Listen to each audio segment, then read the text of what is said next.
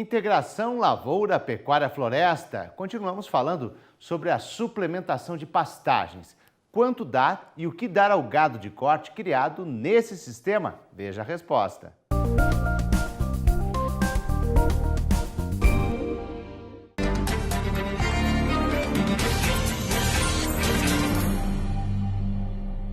Olá pessoal, vamos hoje falar sobre a nutrição de bovinos de corte em sistemas de integração lavoura, pecuária e floresta e a ênfase dessa aula em suplementação de pastagens. O nosso objetivo é que ao final da aula o aluno deverá ser capaz de entender a nutrição no contexto dos sistemas integrados de produção animal, incluindo o aproveitamento de palhadas e resíduos, que é uma coisa bastante interessante quando a gente fala de integração lavoura, pecuária e floresta. A gente tem uma ferramenta disponível para download na página da Embrapa Gado de Corte.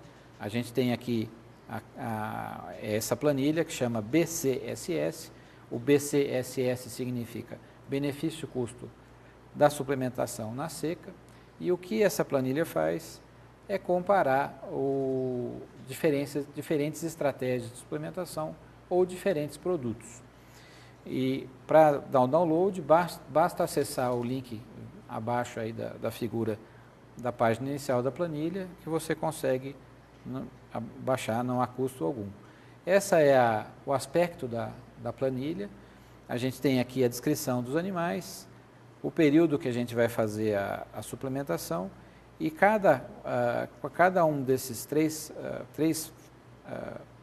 quadrados que a gente está vendo aqui seria um tipo de suplementação, que seria o sal com ureia, o proteinado e o semi-confinamento.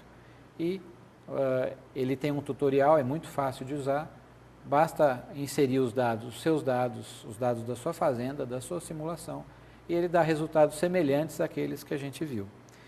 Em adição a isso, a gente tem essa planilha, foi desenvolvido um aplicativo, ele chama Suplementa Certo, ele é um aplicativo para Android, e ele dá os mesmos resultados. Então a gente tem a saída aqui do resultado. Nesse caso aqui é um proteinado comparado com semi de novo. A gente tem um resultado R$10.000 superior para o semi-confinamento. Mais uma vez, o ponto de equilíbrio do proteinado é muito inferior, uma folga muito maior do que o do semi-confinamento. Todavia, nesse caso, vocês podem ver que a gente está comparando 80 gramas do proteinado de ponto de equilíbrio com 430 gramas do semi-confinamento, o que é um valor bastante longe daqueles 700 a 1.000 gramas que a gente espera de ganho no semi-confinamento. Então aqui, ao contrário do outro exemplo, estaria uma situação que a pessoa estaria tendendo mais para optar pelo semi-confinamento. E, mais uma vez, mostrando o retorno bem maior para o proteinado em relação ao semi-confinamento, mas nesse caso talvez não fosse suficiente para fazer a pessoa mudar de ideia e fazer o semi-confinamento. Vocês podem ver que aqui do lado direito, acima aqui dessa tela do Suplementa Certo, a gente tem outras informações. Se a gente clicar ali, ele vai abrir essa outra tela aqui, que tem uma informação que é bastante simples, mas às vezes é exatamente o que faz, é a diferença entre o sucesso e o fracasso da suplementação em pastagem. Então é comum a pessoa ter uma estrutura para suplementação de sal convencional e ele quer usar a mesma estrutura para fazer o fornecimento do semi-confinamento e não dá certo. Ele precisa aumentar no caso do semi-confinamento. No caso aqui, o que ele está indicando é que você precisa de 8 unidades de coxo para o proteinado, que é aqueles 12, 15 centímetros por unidade animal. E no caso do semi-confinamento, ele precisaria de 17 unidades. Então a gente está com aqueles 50, 60 centímetros recomendado por unidade animal no caso da suplementação de semi-confinamento. E uma última coisa que a gente gosta de chamar a atenção é que precisa atentar para boa disponibilidade de forragem na seca. Então a suplementação na seca, a premissa do bom resultado da suplementação na seca é que haja massa de forragem. E algumas dicas para a suplementação eficaz, uma é essa que a gente acabou de ver, que é fazer sempre a avaliação fazer sempre a suplementação com avaliação de benefício-custo indicar que vale a pena. Então, vale a pena fazer a avaliação de benefício-custo para decidir ou não pela suplementação. Que a suplementação estratégica na seca depende de alta massa de forragem, não adianta querer resolver o problema de baixa forragem com a suplementação, porque em geral isso é muito caro, às vezes é a única opção que resta ao pecuarista, mas é algo que normalmente é antieconômico e indesejável. E importante também, no item 3 aqui, dar conforto aos animais, que especialmente a gente deve se atentar para a questão da metragem linear de coxo, né, que seja suficiente para os animais e que tenha aquele aspecto de estar bem distribuído os coxos, né, que é a questão da linha simples e as duas linhas separadas como 2 pontos de oferta para os animais, que costuma ser interessante. E um último item que é fornecer o produto continuamente. Isso é importante, especialmente quando tem ureia na composição, e a gente não deve deixar os animais ficarem períodos acima de 1, 2 dias sem o suplemento, apesar que muitas vezes é uma estratégia que é usada em função de redução de custo de mão de obra, mas deve ser evitado. Passando para outra parte, que seria vantagens do uso de resíduos, né, na integração lavoura-pecuária, a primeira vantagem é que a gente reduz a competição com o homem pelos alimentos, né? A gente está aproveitando algo que não seria aproveitado para a nutrição. Por ser muito barato, a gente melhora a relação benefício-custo, né, na suplementação, está usando recursos que não seriam usados. Por esse fato, ajuda na sustentabilidade ecológica e econômica da produção. Se a gente usa, por exemplo, um pastejo de palhada após a colheita da cultura, esses animais que vão para essa área, eles aliviam a lotação das pastagens, e o que a gente pode esperar nessas pastagens que foram aliviadas é que os animais que ficam nessa pastagem com menor lotação, têm chance de ter um desempenho melhor e, portanto, a gente também aumenta a produção por área e na propriedade como um todo, né? E o maior aproveitamento da biomassa produzida na propriedade. No caso de resíduos da produção agrícola na fazenda, o que a gente tem são as palhadas pós-colheita. Se você tiver algum processamento desses grãos, a gente vai ter resíduos de pré-limpeza. E uma outra fonte de subprodutos na produção, na integração lavoura-pecuária, são os grãos de cobertura verde. Então, as pessoas plantam, muitas vezes, a cultura meramente para fazer massa, para fazer o plantio direto. Se essa cultura tiver um grão e a pessoa colher o grão, ela tem mais essa opção. Duas situações que já surgiram e muito interessantes seria o resíduo do nabo forrageiro. Era uma fazenda que usava essa cultura, o nabo forrageiro, como cultura para fazer massa verde, para plantio direto, só que eles colhiam o grão, ela é uma oleaginosa, eles extraíam o grão dessa leguminosa, e o resíduo, o farelo, eles davam para os animais. Era um farelo bastante interessante em termos de proteína, aparentemente sem nenhum problema de componente nocivo aos animais, eles usavam com sucesso, com parcimônia, mas com sucesso.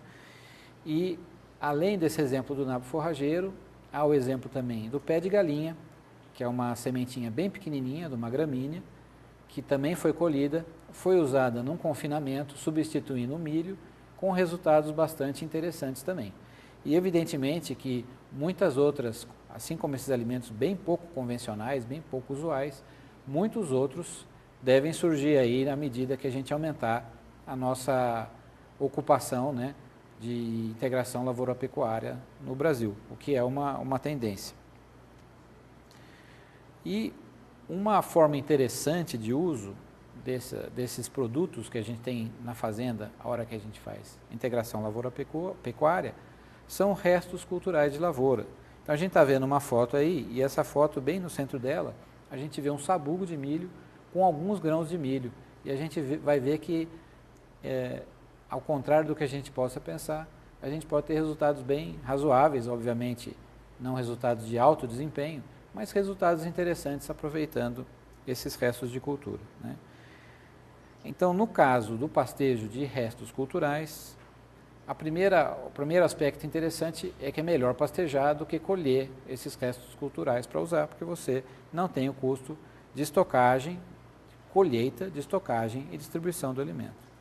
A outra vantagem é que você mantém os restos culturais na área, de maneira que você vai ter uma maior quantidade de matéria orgânica. E por fim, à medida que os animais estão comendo e estão defecando naquele lugar, você também tem esse aporte de matéria orgânica vindo do esterco. Apesar que a gente deve considerar que tem um defeito nisso, que é a distribuição ser desuniforme.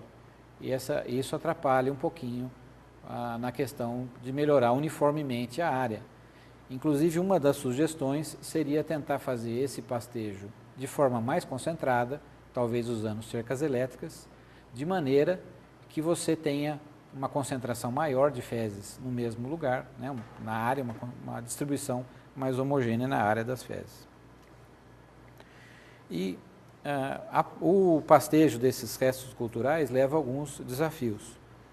O primeiro deles é a variação do valor nutritivo desses alimentos, que obviamente é muito grande. Ele vai ser influenciado, por exemplo, pela porcentagem das partes da planta que você tem, que foi deixado, o genótipo, né, o grão que foi usado, a variedade da cultura influi, a variedade do milho, a variedade do sorgo. O jeito que foi feita a colheita influi, especialmente os dias de colheita, e também o manejo da cultura. Então, a gente sabe que, no caso de haver doenças, em geral, piora a qualidade. No caso de haver adubação mais pesada, em geral, melhora a qualidade. E uma coisa bastante interessante ligada à maturidade é se você colhe antecipadamente os grãos, você melhora a qualidade dessa palhada. E o que é interessante é que você pode, às vezes, combinar duas estratégias e ter ganho nas duas pontas. Então, quando a gente faz, por exemplo, a colheita do milho e a gente colhe o milho ainda com alta umidade e ensila, fazendo a silagem de grãos úmidos, você colhe mais cedo, portanto, você melhora a qualidade da palhada, a palhada tem melhor qualidade, e ao mesmo tempo, por causa da ensilagem do milho úmido, por causa da fermentação que ocorre nesse milho úmido, o amido desse milho gelatiniza e ele fica, portanto, mais disponível para as bactérias do rumen, ele fica mais utilizável, a gente tem uma menor perda de amido desse milho nas fezes dos animais. Então, é uma estratégia para quem tem pecuária e faz integração lavoura-pecuária bastante interessante, porque exatamente você ganha num pastejo de palhada de melhor qualidade e ganha em ter um alimento energético melhor que o milho, o grão convencional, com maior energia, com melhor aproveitamento pelo animal. Com relação ao valor nutricional da palhada, evidentemente é ruim, ela se assemelha a um pasto de má qualidade. Se você quiser tentar descobrir qual que é esse valor nutritivo para fazer uma suplementação mais adequada à palhada, a dificuldade passa a ser fazer uma amostragem representativa dessa palhada. Então é bem difícil fazer porque ela tem uma heterogeneidade muito grande, é muito heterogêneo.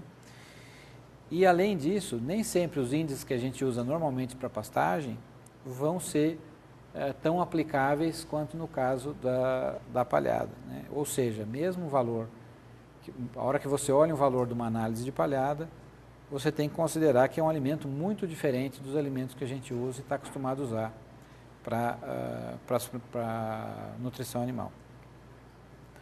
E uma coisa que deve levar em consideração e que é indesejável é que o pastejo faz haver um menor cobrimento do solo, né? O recobrimento do solo é reduzido à medida que os animais fazem o pastejo.